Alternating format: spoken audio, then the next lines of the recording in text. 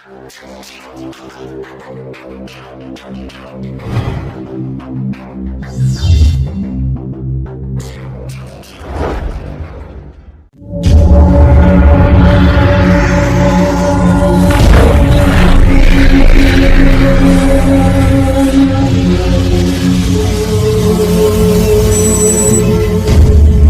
बात जाएगी तब जाकर के नोकदास जी महाराज ने कहा है कि संसार के लोग एक दिल होकर के इन पाप जाल को छोड़ाओ, तभी तुम्हें सुख प्राप्त होगा। 84 लाख कुंडिया जहां पर भी बनी है उनको तोड़ो, उनको मिटाओ, तभी तुम्हें सुख प्राप्त होने वाला। तो आप उस लालसा को लेकर के यहाँ पर बता रहे हैं, खूब खूब साधुवाद के पात्र हैं आप लोग। तो इसी कड़ी में बाबू जी ने कहा था कि अपना जो पेट में खदिया लागी बिन खाया केम जावे, भूख तो खाया सी जावे। आगे उन्होंने सभी संसार के लोगों के सामने बहुत बड़ी बात रखी है कि मरण जन्म की खबर नहीं जानो कि वह मनक जमारे, जीव तक अगर मुक्ति नहीं पाई तो पसे मुआ पुटी कण कर जाओ। गरुड़ पुराण के अंदर बहुत सारे बखान किए हुए हैं कि मरने के बाद में जो जैसा काम इस धरती पर करेगा वैसा उनको वहां पर तकलीफें होगी, वैसा उनको मिलेगा। मैं भी पढ़ता था उस समय, मैंने एक छोटी सी कहानी सुनी थी, स्वर्ग और नरक की कहानी थी वो, कि एक शख्स था जिनके कोई बेटा बेटी नहीं था, फिर भी उनके अंदर लालसा थी कि मैं कमा करके इतना धन इकट्ठा करूं कि दुनिया के पास में ऐसा कोई किसी शख्स के पास में धन नहीं हो वो वैसा मेरे पास में धन हो।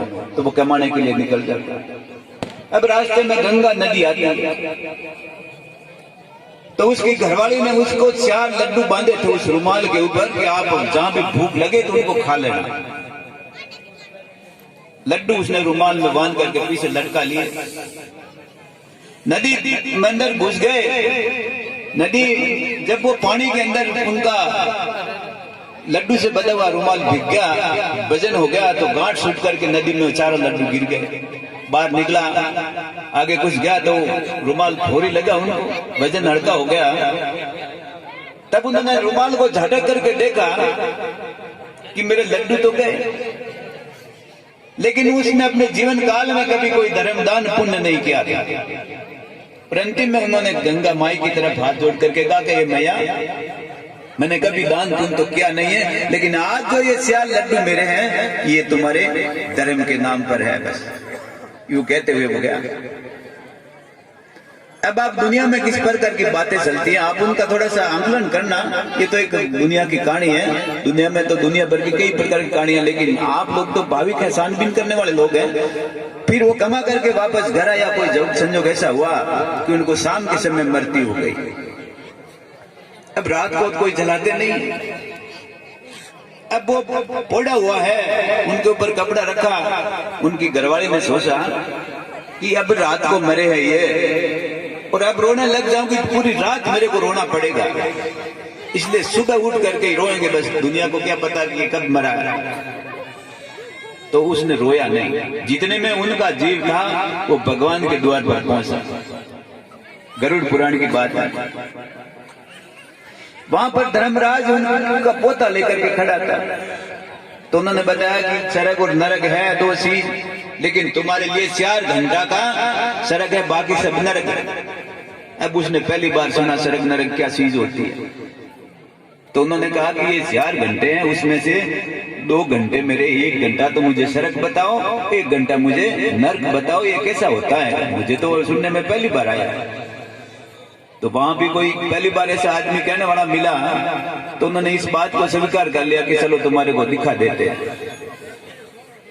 अब उन्होंने उनको दिखाया, नरक वाली बात दिखाई।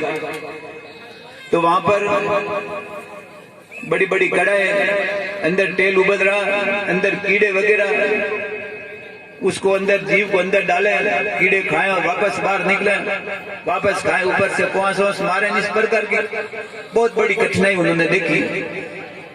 1 घंटा बिताया, सभी जगह वो तकलीफ ही देखी उन्होंने। अब वहां पर लिखा भी ऐसा, उन्होंने 2 बोर्ड लिखे हुए बहुत सारे थे कि जैसा करेगा वैसा भरेगा। अब उसने हाथ जोड़ कर कहा मुझे सड़क में दिखाओ सड़क कैसा होता है।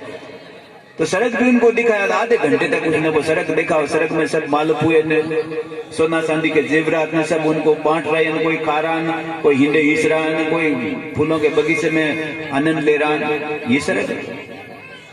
फिर उसने वापस हाथ जोड़ा कि मुझे 2 घंटे मेरे बचे हैं, 2 घंटे के लिए मुझे वापस धरती पर छोड़ दो। तो उनको कहा भागेगा तो नहीं गए। अब मैं कहां भागूंगा तुम्हारे आगे। 2 घंटे के लिए उनको वापस छोड़ दिया धरती पर। तो उस समय वो वापस जगह वहां से, और उन घरवाली को कहा कि अरे तू चाबी ला, सब कमरों की चाबी ला और चाबी मेरे को दे। और फोन लगा सबको, पूरे गांव वालों को फोन लगा और सबको बुलाओ कि मैं धन बांट रहा हूं।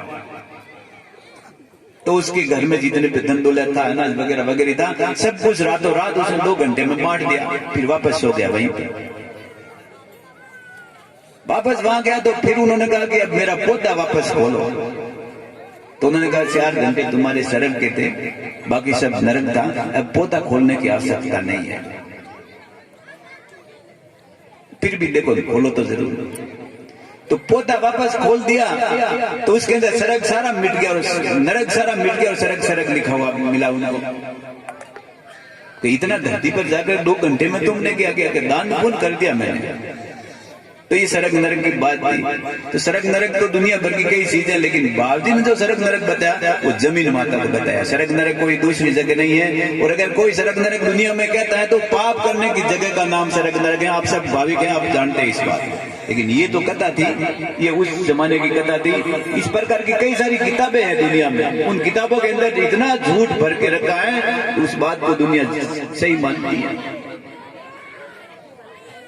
तो मरण जन्म की खबर नहीं जानो किया मनक जमारे ना जो जन्म हुआ है। मनुष्य जन्म है बहुत कीमती समय है, बहुत कीमती। और आपका जो जन्म है ये सेवा के लिए है, धरती माता का पालन पोषण करने के लिए है। इसमें जितने भी जीव हैं उन सब की रक्षा के लिए तुम्हारा जीवन, ना किसी को मारने के लिए। बहुत कीमती समय तुम्हारे को मिला है, बहुत कीमती ये जो जीवन है। तो इस कड़ी को समझे। मरण जन्म की खबर नहीं जानो किया मनक जमारे, जीव तो तक मुक्ति नहीं पाई तो मुंह फूटे कन घर जाओ, दूसरे घर कोई जाने की आवश्यकता नहीं। कहीं पर कोई स्वर्ग नरक नहीं है। स्वर्ग नरक ये जमीन माता ही है। जैसा काम तुम करोगे वैसा तुम्हारे को यश मिलने वाला है। और धर्म का काम करने वाले आप लोग तो है। तो धर्म के रास्ते पर अगर तुम आ ही गए हो तो वापस कहीं पर डिगने की आवश्यकता नहीं, क्योंकि मालिक तुम्हारी प्रार्थना जरूर सुन रहे हैं कि बंदे रात को भी सर्दी में इकट्ठे हो रहे हैं और लोगों को दिखा रहे हैं और लोगों के सामने इस परमेश्वर की चर्चा कर रहे हैं, बात कर रहे हैं। दोए कर अनूपदास बोलिया, दोए हाथ जोड़कर अनूपदास जी महाराज खुद कहते हैं कि दोए कर जोड़ अनूपदास बोलिया, मलियो राम क्यों गमाओ। मन की परमना छोड़ दो, जगत में पद पाओ पूरा निर्वणा।